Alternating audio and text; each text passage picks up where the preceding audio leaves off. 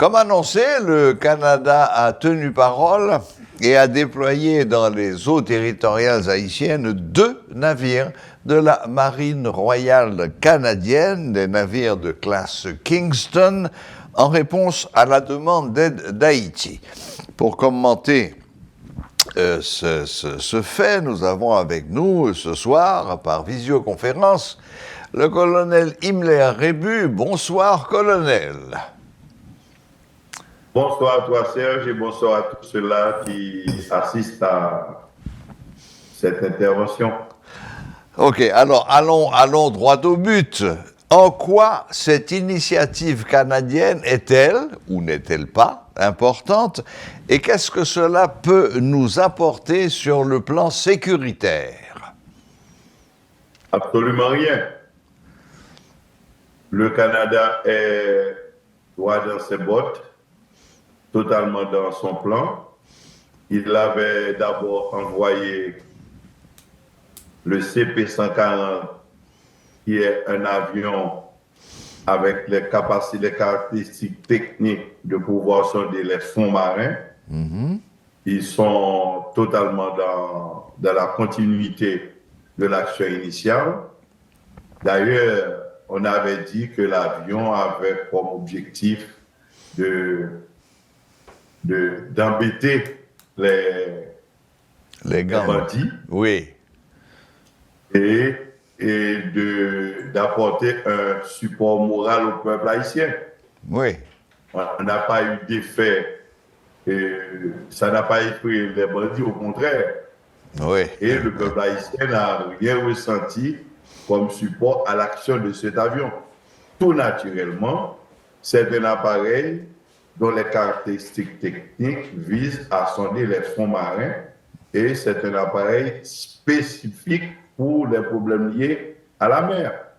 Maintenant, continuant dans son programme privé personnel, le Canada a envoyé des navires.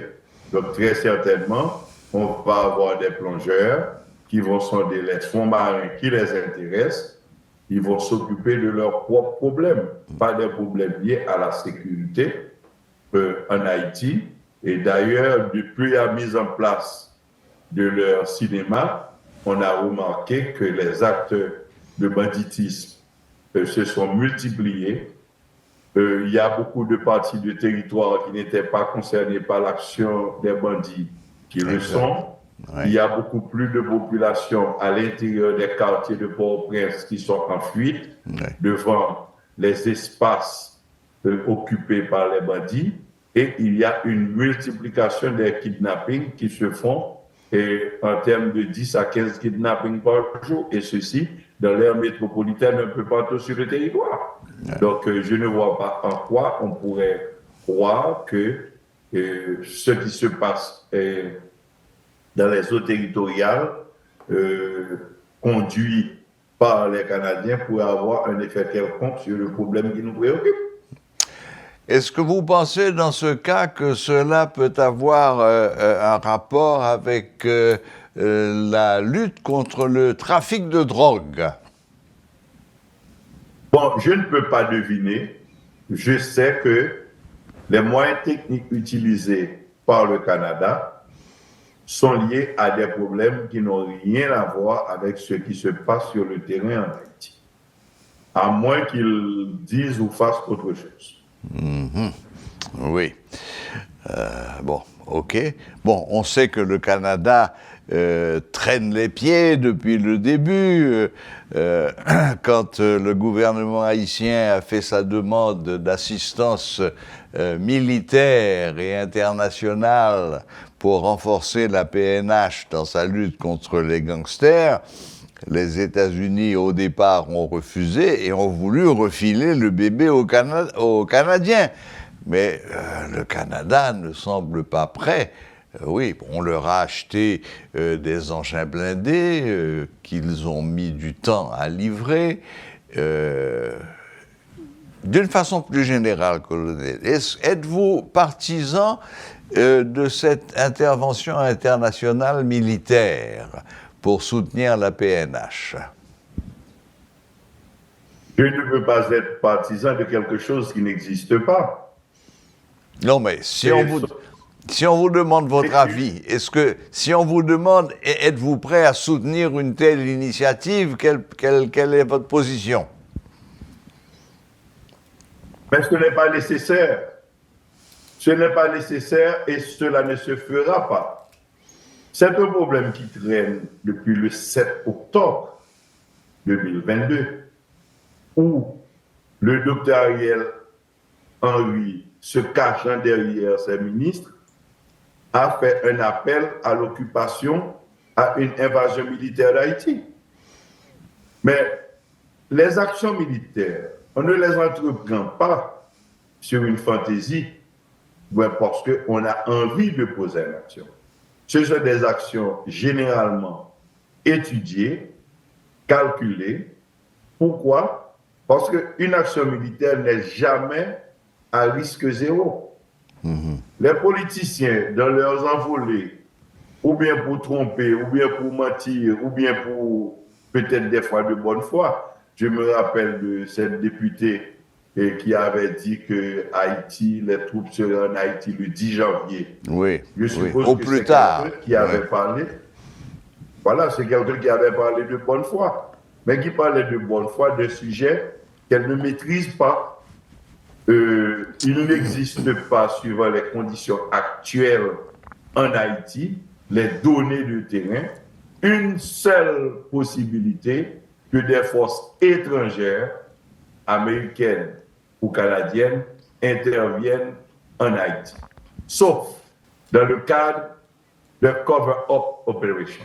Cela veut dire une opération qui pourrait monter pour faire semblant, pour faire comme si. Il pourrait, par exemple, faire venir 2 à 3 000 soldats qu'il aurait distribués sur le territoire haïtien. Et ça, je sais qu'ils ne vont pas le faire.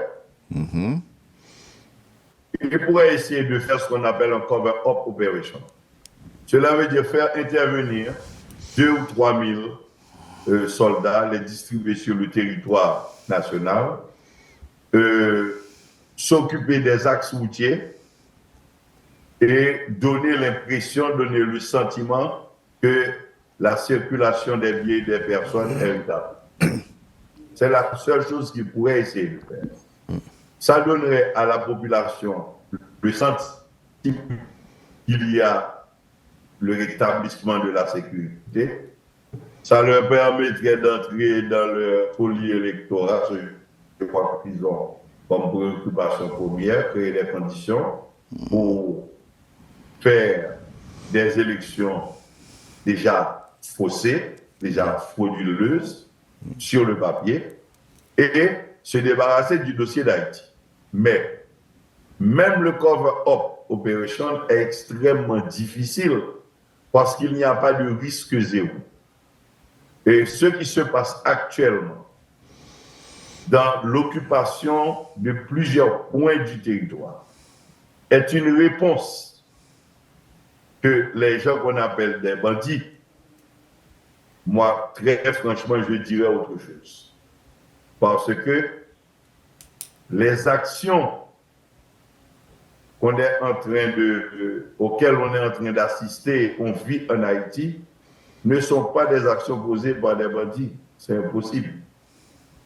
Ce sont des actions hautement techniques, de quadrillage d'espaces territoriaux, d'occupation d'espaces territoriaux et avec une force nouvelle, une orientation nouvelle dans cette phase d'étranglement qu'ils ont choisi de faire après avoir encerclé la baie de Port-au-Prince. Donc, c'est pour cette raison que les Américains ne viendront pas, les Canadiens non plus, parce que tout simplement, le risque zéro n'existe pas et ils ont des données que je connais qui expliquent que le risque zéro n'existe pas et tant qu'ils ne sont pas absolument sûrs de ne pouvoir perdre un seul soldat sur le territoire haïtien, ils ne viendront pas physiquement. Bon, là, vous venez de lâcher une bombe pratiquement atomique, là, mon colonel. Donc, quand vous dites que ceux qu'on appelle les bandits ne devraient pas être appelés des bandits, comment faut-il les appeler? Mais écoutez, les bandits, ce sont des filous qui partent chercher de l'argent, qui posent des actes contre la population civile. On est à l'intérieur d'une série de groupes de personnes qui posent des actes de déquerpissement de population et d'occupation d'espace physique territorial. Ça a commencé avec Martissan, ça fait plus de 2 ans. Oui. Ils ont occupé la Croix des Bouquets, Canaan, là où est neuf. Donc, ce ne sont pas des actions de bandits. Ce sont des actions inspirées, décidées par des stratèges maîtrisant l'art militaire. Ce n'est pas une affaire de banditisme. Donc il ne serait que les soldats d'une espèce de cerveau maléfique qui aurait des visées de quoi faire. Parce que, comme vous l'avez dit, ça a commencé par Martissan, ensuite ça a été... Je ne connais pas le projet, ouais. Mais je constate des faits et il y a une manière de décoder ces faits-là, de les comprendre. Et l'accélération qu'il y a dans les kidnappings ces jours-ci a 2 explications. C'est pour renforcer leur système logistique et pour répondre à la peur de certaines personnes impliquées de près ou de loin dans ces activités par rapport au futur probable. Donc il y a des gens qui se dépêchent de se faire un petit argent pour arranger leurs affaires personnelles parce qu'elles sont impliquées dans l'infrastructure globale. Et il y a aussi les sanctions qui ont été prises, qui a amené une raréfication de l'approvisionnement en moyens économiques. Donc, c'est les kidnappings en accélération. C'est une réponse classique et aux méfaits dans leur camp des sanctions et également aux inquiétudes liées à des événements qui peuvent survenir. Donc, ils sont en avance sur l'infrastructure gouvernementale. On ne peut pas dire aujourd'hui qu'il y a un État qui existe, sinon on aurait vu les gens du gouvernement tenter quelque chose. Je ne leur demande pas de réussir, parce que quand on est responsable, on peut essayer des solutions. Mais ils n'ont rien essayé du tout. Ouais. Par exemple, on parlait tout à l'heure des blindés qui ont été commandés au Canada. Mais le Canada, par la voix de son ambassadeur, nous avait très bien dit que nous avons commandé des véhicules de transport de troupes. Et l'ambassadeur avait dit carrément et très clairement que ces véhicules-là ne peuvent en aucun cas nous aider à résoudre le problème de terrain que nous avons. Il l'avait dit. Donc je ne vois pas pourquoi nous voulons nous leurrer, nous crier, nous faire des illusions. Premièrement, nous achetons. Nous n'avons pas acheté ce qu'il fallait acheter. Deuxièmement, nous les achetons. On ne nous les livre pas. Ensuite, le commerçant qui nous les a vendus nous a dit carrément que ceci ne peut pas résoudre le problème que nous avons et nous insistons à croire qu'ils peuvent venir résoudre notre problème. C'est grave. Bon, essayons d'aller un peu plus loin, colonel. Qui, selon vous, est derrière ce plan macabre ?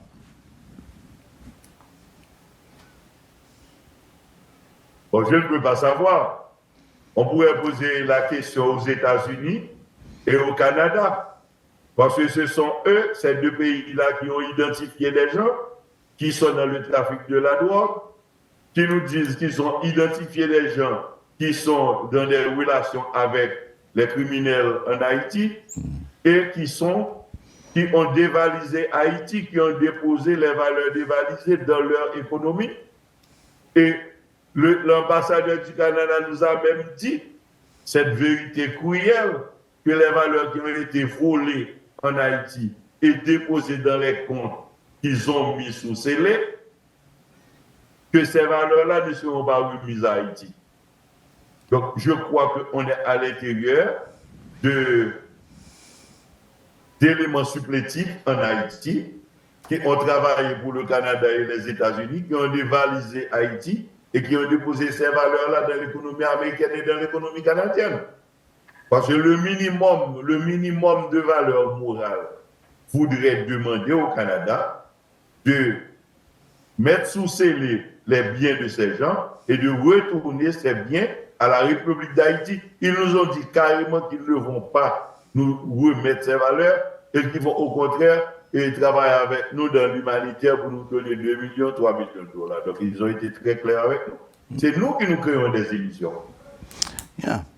Donc, si je vous suis bien, colonel Rébu, vous êtes en train de nous dire que nous sommes en pleine zone de non-droit, avec des gouvernements étrangers qui s'accaparent de biens qui devraient revenir à l'État haïtien, et même, en particulier dans le cas du Canada, ce non-droit a été dénoncé par certains organismes de défense des droits humains qui affirment que un pays étranger ne peut pas sanctionner des citoyens haïtiens sans leur donner, sans apporter la preuve de leur culpabilité, malgré leur demande. La première chose, dans ce cas précis, la situation que nous vivons nous rappelle qu'il n'y a pas de gouvernement en Haïti. Oui. Il y a des gens qui sont peut-être dans des positions de pouvoir. Parce que, normalement,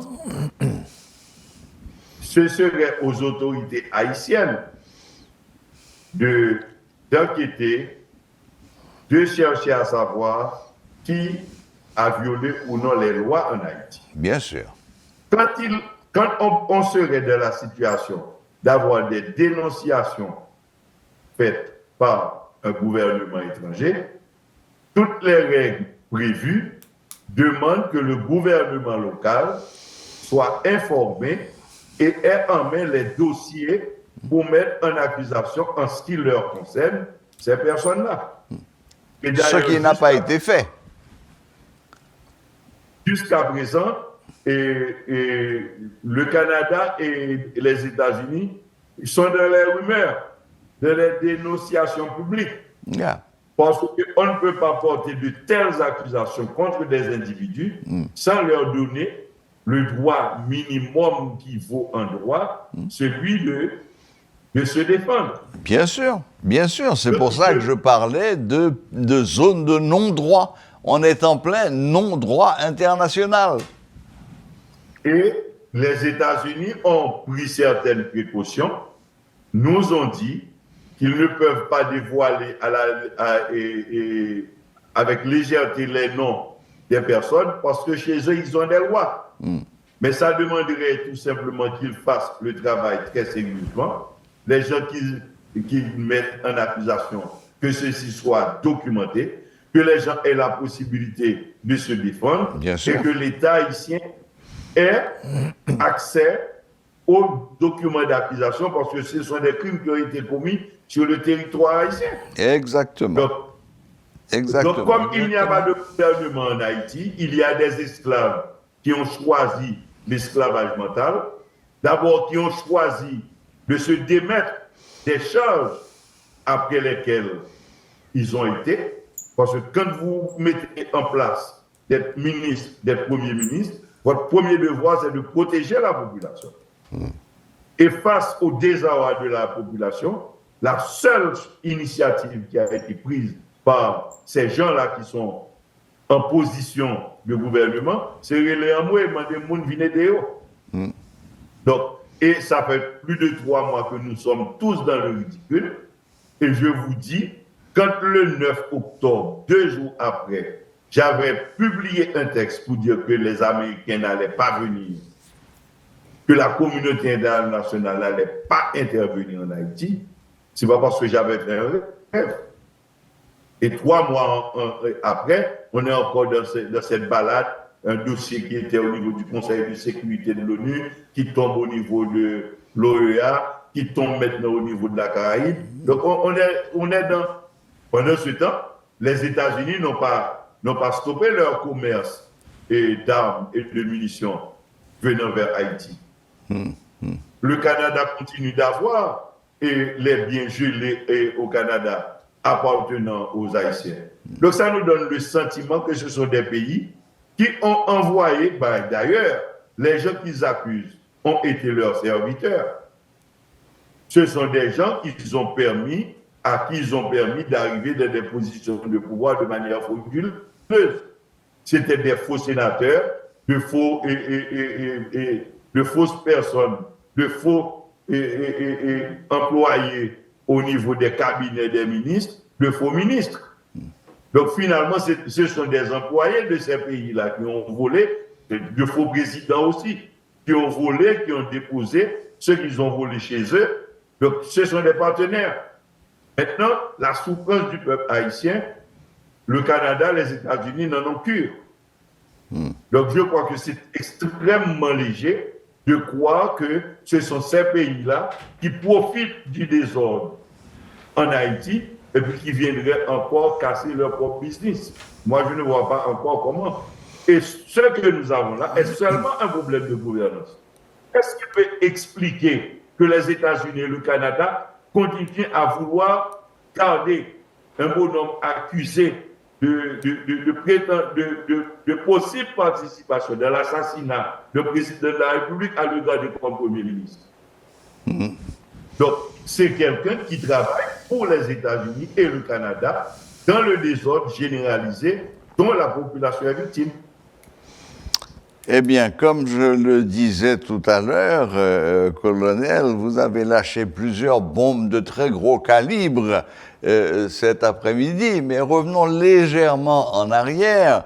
Vous aviez commencé par dire qu'il n'y avait pas besoin d'une intervention militaire, que nous étions capables de régler cette question nous-mêmes. Croyez-vous vraiment que la PNH soit en capacité aujourd'hui de faire face à tous ces gangs qui n'arrêtent pas de se multiplier, de Martissan à la Croix-des-Bouquets en passant par Canaan, et maintenant La Boule avec Timacac, et maintenant encore Fort-Jacques avec Vitellum? Vous croyez vraiment que la PNH a la capacité en matériel, en hommes, de faire face à ces gangsters qui, eux, ont des armes de guerre en leur possession?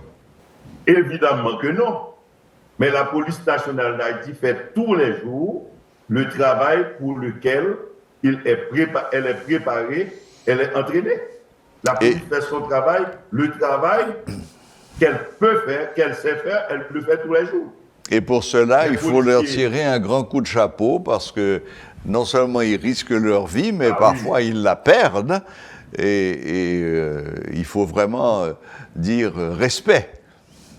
J'ai beaucoup de respect pour les policiers que je vois, que je rencontre dans la rue en uniforme aujourd'hui en Haïti. Absolument. Ce sont des gens qui ne serait-ce que porter l'uniforme et être dans les espaces publics, c'est un risque qu'ils courent. Donc ce sont des sacrifiés. Ils n'ont pas, la police nationale d'Haïti n'a pas le support du gouvernement, parce que le gouvernement ne leur donne pas les moyens, le matériel pour faire le travail qu'ils savent faire, et le gouvernement ne peut pas prétendre ne pas savoir, parce que ça fait combien de mois que je dis qu'un problème de territorialité ne peut être résolu que par des militaires. Et c'est parce qu'ils en sont conscients qu'ils ont demandé une invasion militaire. Mais ils n'ont pas demandé un renforcement de la structure militaire qu'on a en Haïti. Et c'est la seule solution. C'est la seule solution. Les étrangers ne viendront pas d'ailleurs, la patate chaude, vous avez vu comment ils se sont amusés avec. À la balle, ils jouent. Parce qu'ils ne peuvent pas venir. Ils ne viendront pas. Ils ne peuvent pas venir. Maintenant, est-ce qu'il faut laisser le problème sans solution? Non. La première chose qu'il faut résoudre le problème de gouvernance.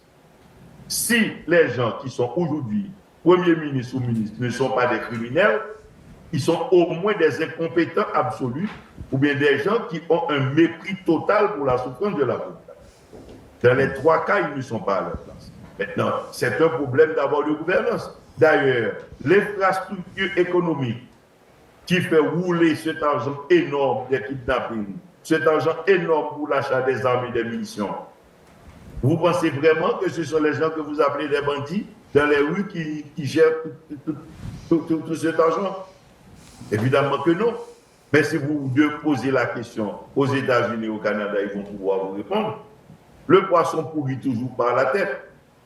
Les problèmes auxquels la population fait face aujourd'hui, ce sont des problèmes qui se passent au niveau de l'État, au plus haut sommet de l'État. Entre ceux-là qui sont à la tête de l'État et les mafieux nationaux, tant internationaux, qui sont dans le trafic de l'argent.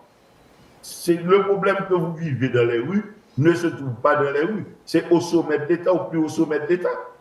Par action ou par omission. Par action ou par omission. Donc, tant que nous ne changeons pas de gouvernance, on ne pourra pas changer, on ne pourra pas résoudre ce problème. Mais comme je vous ai dit tout à l'heure, il y a un cinéma qu'ils peuvent faire. On peut créer la sensation que la sécurité est rétablie pour pouvoir avoir un faux CEP. D'ailleurs, on a déjà un faux, comment on appelle ça, la cour de cassation, une fausse cour de cassation. Illégale sous toutes les coutures. Que n'importe quel étudiant en droit en deuxième année devant un tribunal normal peut faire casser toutes les décisions prises par des gens qui ont été illégalement nommés. Parce que les règles de droit sont les règles de droit. Maintenant, est-ce que nous allons faire partie de ceux-là qui se plaignent sans proposer des solutions? Ce n'est pas mon tempérament. Il faut, dans ce désert légal qui a été créé par le président Jovenel Moïse, parce qu'il y a des conseillers qui lui avaient fait croire que la République pouvait être dirigée seulement avec des décrets pris sur des pulsions animales. C'est comme ça qu'il faut appeler ça. On a vu que ce n'était pas possible. Maintenant qu'on est dans un désert juridique, qu'est-ce qu'il faut? Il faut un congrès. Il faut un congrès où les forces nationales se réunissent, tant du point de vue social, du point de vue politique, que du point de vue économique, se réunissent pour donner une feuille de route des décisions dans chaque domaine, dans le domaine de la justice, dans le domaine des forces de sécurité, dans le domaine des renseignements. Est-ce que vous pouvez imaginer un pays où la personne qui est responsable de la gestion du renseignement, vous le connaissez, Serge? Vous ne le connaissez pas. Qui est aujourd'hui responsable du renseignement? Comment un pays peut vivre sans une infrastructure d'intelligence et de contre-intelligence? Les gens qui sont au pouvoir ne sont pas des imbéciles. Ils savent très bien ce qui devrait être fait. J'ai rencontré le Premier ministre et il ne peut pas dire que je mens parce que je lui avais dit tout ce qu'il devait avoir comme infrastructure organisationnelle pour faire face à la situation. Ça fait près de 2 ans. Donc, il a fait des choix en fonction de ceux-là qui doivent lui donner ou non l'autorisation d'agir en faveur de la population. Donc, il a fait le choix d'agir contre les intérêts de la population et c'est un choix criminel et ce n'est pas accidentel. Parce que je me suis posé ce d'abord nous cherchons un imbécile en Haïti, c'est pas Ariel Henry, nous n'avons pas le voir.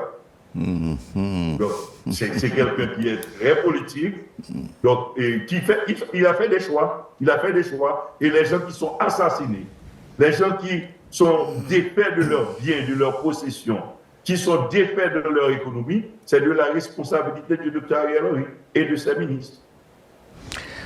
Waouh. Ah, eh bien, le bombardement continue, si j'ai bien compris.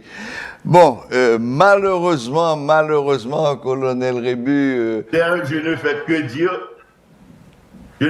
dire la vérité la plus simple qu'il y a. Ce sont des gens qui ont décidé d'imposer cette souffrance-là à la population. Pour quelle raison? Je ne sais pas encore. Probablement pour pouvoir faire une mise en scène pour garder le pouvoir, pour pouvoir se protéger après avec un autre pouvoir criminel tiré, venu des urnes. C'est ce qu'on nous promet. On remettra le pouvoir à des élus. Il n'y a pas une seule condition pour qu'on puisse réaliser des élections. Je ne dis même pas de bonnes élections, des élections tout simplement. Donc, le projet, c'est garder la population de cette souffrance morale, de cette angoisse, arriver à mettre d'autres coquins en place. D'ailleurs, on en a trouvé pour mettre à la Cour de cassation. Donc, c'est le système judiciaire qui est en train d'être perverti pour justement, avec l'espoir d'amener ces juges-là dans un temps futur. Il y a un juge qui avait dit ça, et un gangster était prêt au tablier, il dit, allez, pas faire ça encore.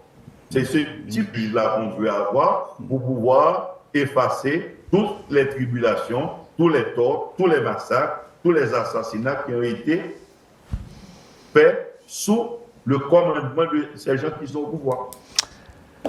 Là, malheureusement, colonel Rébu, et bien que personnellement j'aurais aimé continuer et approfondir encore cette interview, malheureusement le temps nous fait défaut et on va devoir mettre un terme.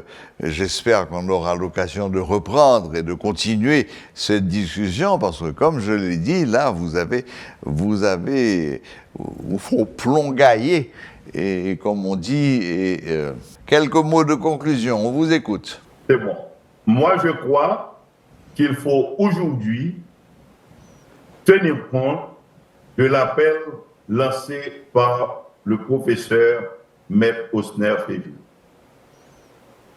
pour un congrès national où tous les dossiers de l'État seront discutés et une réorientation de la nation. Et pour le problème de l'insécurité, qui est un film qui nous est imposé, sera résolu par les forces nationales avec le support technique des États-Unis, du Canada, parce que le niveau atteint par la situation demande des décisions techniques dont Haïti ne dispose pas pour le président Carter. Mais si les États-Unis et le Canada veulent vraiment aider, ils n'ont qu'à rencontrer les techniciens haïtiens capables de courir le risque de mettre en danger leur vie pour pouvoir résoudre ce problème, parce qu'il y en a beaucoup parmi eux qui ont été préparés par l'État haïtien. Ils ont le devoir aujourd'hui de faire ce sacrifice. Eh bien, on va conclure sur cette dernière phrase en constatant, comme vous l'avez dit dans le cours de cette interview, colonel Rébu, que vous ne vous contentiez pas seulement de dénoncer ce qui n'allait pas, mais que dans le même temps, vous aviez toujours quelque chose à proposer, et vous venez de le faire en reprenant donc la proposition de Maître Février. Eh bien voilà, merci infiniment du temps que vous avez passé avec nous. Merci d'avoir, comme vous le faites toujours, utilisé votre franc-parler, sans retenue et sans langue de bois. Et puis voilà, eh bien j'espère qu'on aura l'occasion. Ça a été un plaisir. Voilà, c'était l'ex-colonel Himmler Rébu qui, à partir du geste des autorités canadiennes d'envoyer 2 navires de guerre dans les eaux territoriales, a débordé sur toute la question de sécurité et, comme je le disais, a lâché quelques bombes bien ciblées. Abonnez-vous à notre chaîne YouTube Métropole Télé pour regarder toutes les rubriques de Métro News.